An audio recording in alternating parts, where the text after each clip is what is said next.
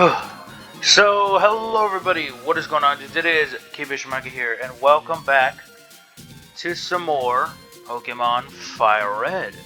Last time, well, we went a little trek through the Sevii Islands once more, decided to have a look around at all the stuff that are now open and available to us, and we make our last stop here on Sevii Islands, or more so known as Quest Island. This time, well, we do just that. We have a little look around, and where we're going to want to head off to first is to the north. Trainer Tower ahead. We want to set sail right away. We're going to go across. Here we are at the first challenge, or the post-game challenge. Trainer Tower entrance. Rise to the challenge, trainers. Here we are. Have ourselves a little Pokemon Center available to us. Head over here. We have an item shop, of course, if needed. See what these people have to say. I'm here to see how good I am. I wonder what kind of trainers are waiting for me. It's nerve-wracking. Never mind battling these stairs. They're tougher than any battle. We'd step forward. Hello. Welcome to the Trainer Tower, where trainers gather from all over. Trainers are waiting for your challenge up to the 8th floor. Would you like to challenge the waiting trainers? To get some info. Here at the Trainer Tower, there is an event called Time Attack. You will be timed on how quickly you can get from the reception counter to the owner on the roof. The best times will be recorded on the time board. Try competing with friends to see who can beat it the fastest. You will not earn any XP or money by beating trainers here. In here, you have 4 different challenges. Mixed, single, double, and attack, I think it was. Or, no, I think I read that one wrong. The last one was, I can get to it. Attack, single, double, mixed, knockout. There is really only a strategy for knockout mode. The other modes, you really just go in with what you think is best and see how well you do. But it is just that. 8 floors with various trainers, you take them on, and you try to get to the roof as quickly as possible. Depending on if you get a real fast time, or as long as you manage to beat it, you will gain special items. Upon completing single mode, you obtain a second upgrade, meaning you have another Porygon to collect, or Porygon 2 to obtain. You obtain, from clearing double mode, a Dragon Scale. From beating knockout mode, you obtain a metal coat, and from clearing mixed mode, you get King's Rock. The Dragon Scale, as I had not gone over yet, allows you to evolve Seadra into Kingdra, another brand new available evolution. If traded while holding that item, it becomes Kingdra, a dragon water type. Pretty powerful Pokemon, very aggressive, very fast, has honestly very little weaknesses up until, well, Gen 6, where fairy types were introduced. Its only weakness was dragon up to this point, and then fairy types came into the picture and that added on to its weaknesses. But other than that, Dragon Kingdra as a Pokemon, it was a bit on the slow side, but thanks to the aid of Dragon Dance, it can dish out some serious damage. It can take out almost anything smoothly and quickly without too much problem. And can really just clean up and take care of any problems you may have. It's a very versatile and good Pokemon, can learn ice, water, dragon, and I think even poison type moves. So it can definitely hold out in different situations. Moving on from that, we also have the King's Rock, which allows you to evolve Poliwhirl into Politoed. As long as it is holding the item, then it can become that Pokemon.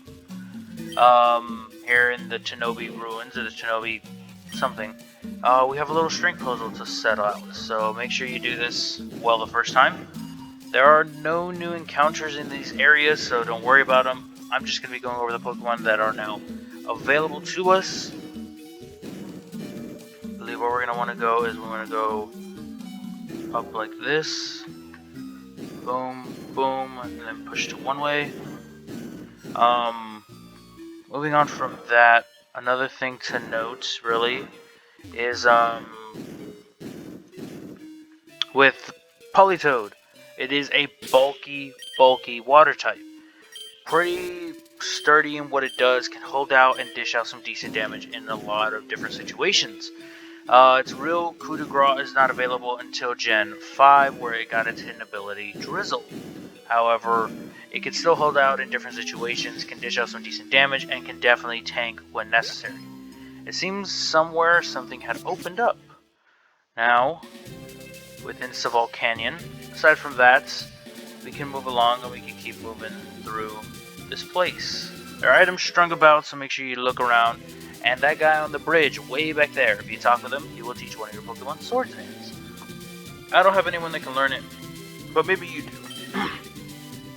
Training by oneself is certainly not a bad thing, but it's also not bad to aim for the top of the partner. Even Bruno.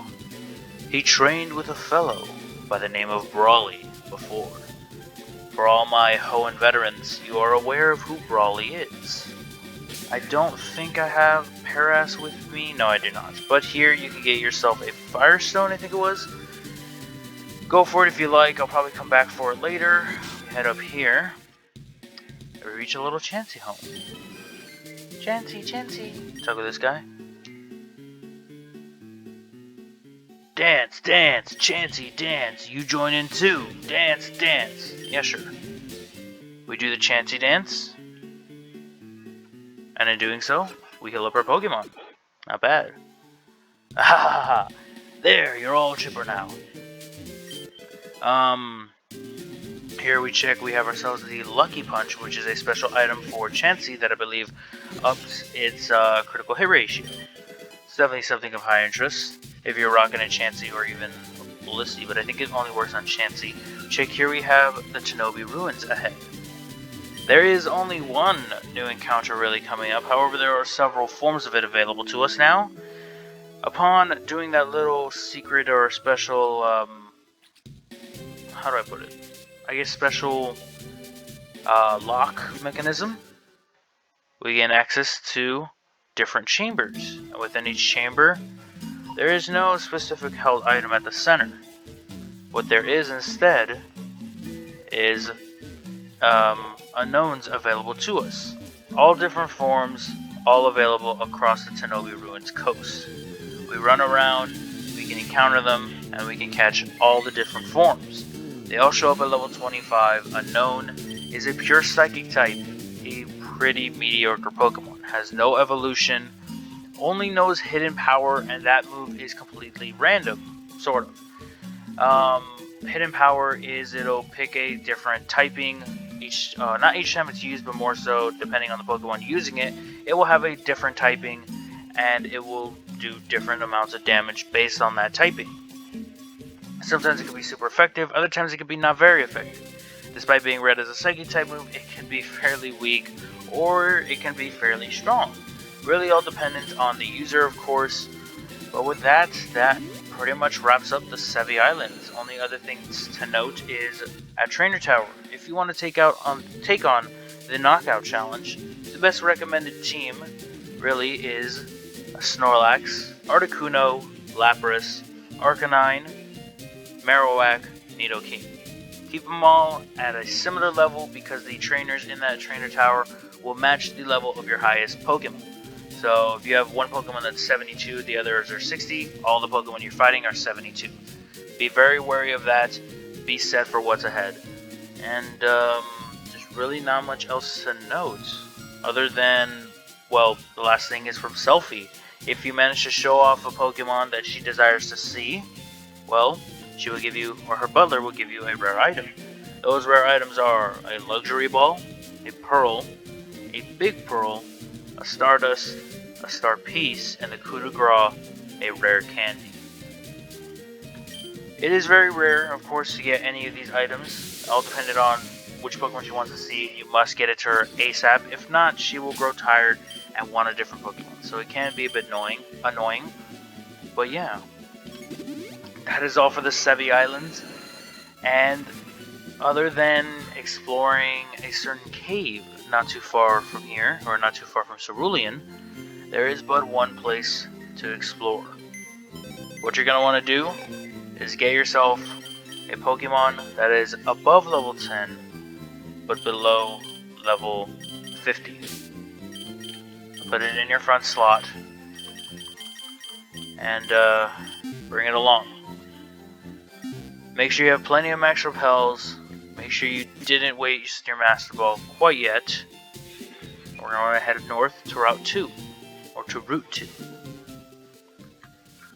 Not in this grass specifically, but hidden about while looking. Available to you only after you complete the side quest of disbanding Team Rocket will a certain rare Pokemon appear. We want to save, of course, to see our luck. Let's just jump into it. I might as well explain the real strategy. Set up a max repel, run around a few times, see if you get any encounters. If not, you want to exit to Viridian Forest, and then return, and repeat the process. It does take a while. I'm not sure how long it'll take me to find it, though I certainly hope it won't take too long. But who knows, we shall see. But in the meantime, while I do this, while I search about, or while you all see me wander around like an idiot, I might as well go over two of the other Pokemon that you encounter afterwards before encountering my own.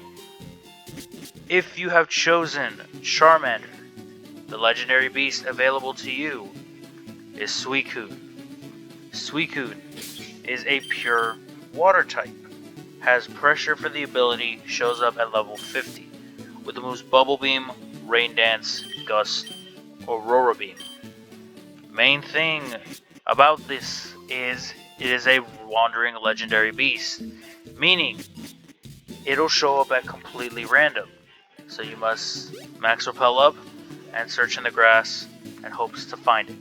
It does take a while, but Suicune as a Pokemon is pretty interesting.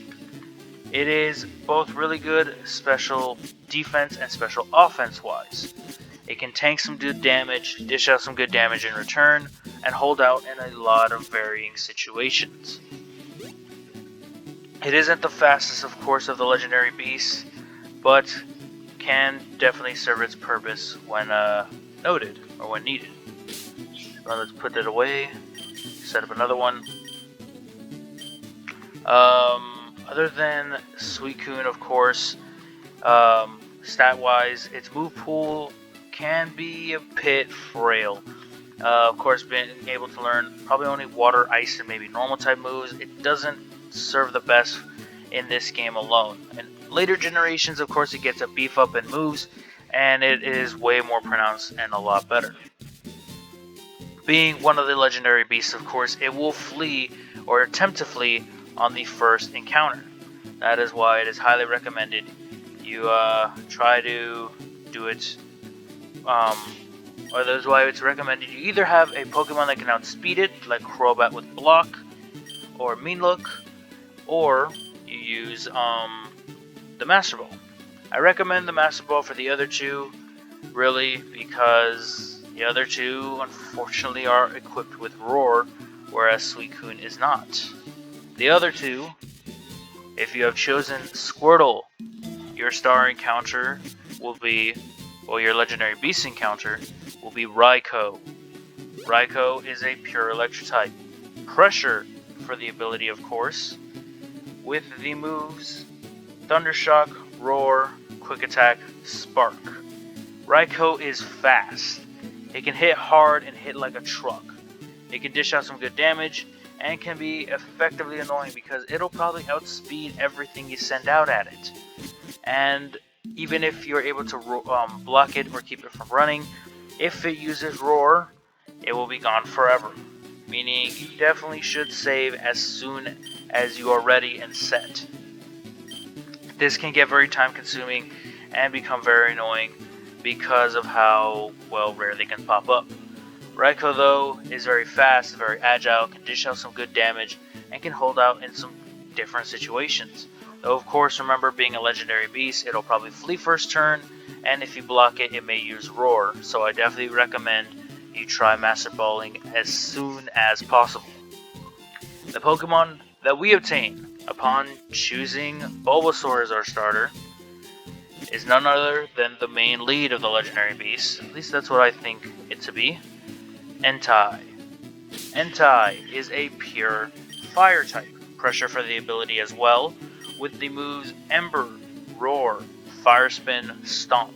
Although on the slowest side of all of the legendary beasts, it can hit decently hard as well. However, unlike Suicune, but more so like Raikou, it is pretty frail. It does have a bit more defenses than Raikou, but being on the slow side, it has more HP, can tank a bit more damage, but can still go down pretty easily if not careful. It does have Roar, of course, so it'll probably try fleeing first turn, unless it is blocked or mean looked.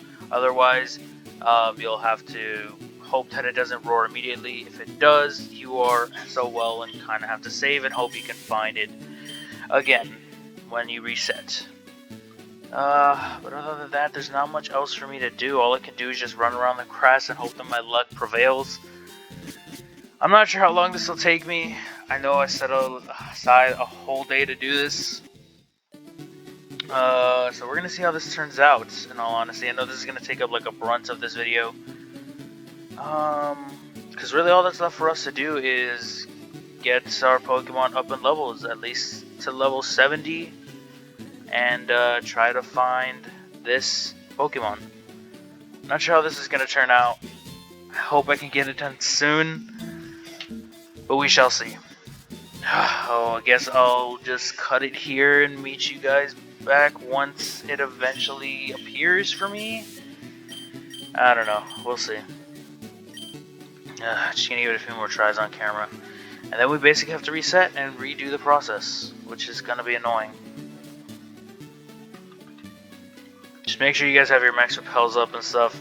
Make sure you have a Pokemon above level 10 but less than level 50, and just go in. This is really the only spot that is recommended to me and that I can recommend to you guys. I've done this before. It was a pain to do it. I gotta come back and do it again. Yeah, gosh. Come on, anything. Repels effect, we're off.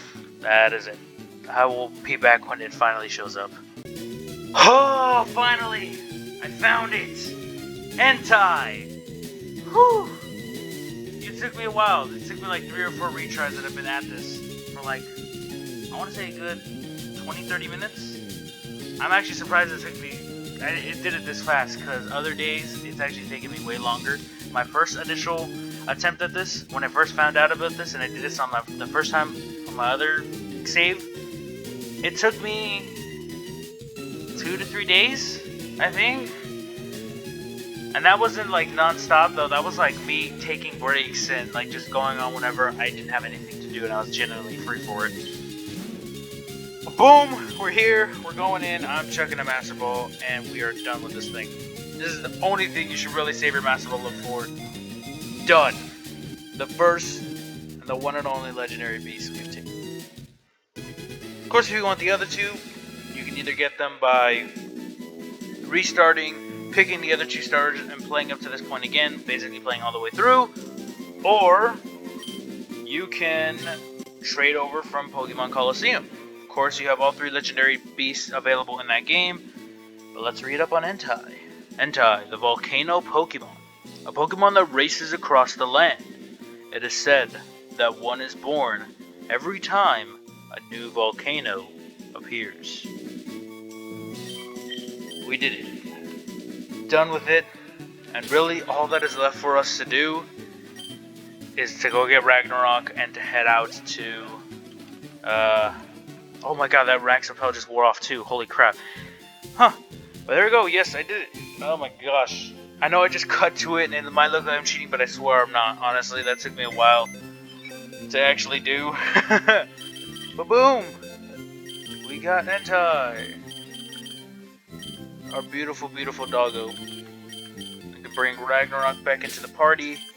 We can leave that Snorlax here. And all that's left is really to tackle Cerulean Cave. And in all honesty, I'm probably going to grind before I take it on, just because that way I don't have to worry about the encounters in there, because there are pretty powerful Pokemon in there. And they can take you out really, really easily if you're not ready for them. Plus, I'd rather do my grinding early and just have myself prepared for the battle that's coming up. I gotta go restock on Max Repels, but of course I want to make way over there first for you guys. Just go ahead, let's ride down. Of course I have an encounter or two, that's fine. Look at the little Caterpie. But yeah, I did it. I feel good. Woo! Oh my gosh, I'm so glad I got this done. I didn't think I'm so glad, like, I recorded all of these episodes in advance because I knew Entei was going to take me the longest, the absolute longest. You can tackle it now, or you can wait until after you beat everything. I just decided to tackle it now in order of chronology. But yeah, if you come back here, once you have 60 Pokemon caught and you finish the Sevii Islands, the man standing here will be out of your way. You have that trainer you can tackle back here. Right there. Yep, you can tackle her if you like. But, yeah, that's it. All that's left is to tackle Cerulean Cave. But we're going to do that next time. I'm going to grind up until I'm probably, I don't know, maybe 70. It's really 70 is the recommended level. I recommend. I don't know, maybe I'll go overachiever, maybe I'll go 75, I don't know, we'll see. But that'll be it for now, though. Thank you guys all so much for watching. Hope you guys did enjoy, hope you guys continue to enjoy, and I will, of course, be seeing all you dudes next time. Peace out, everybody. Woo!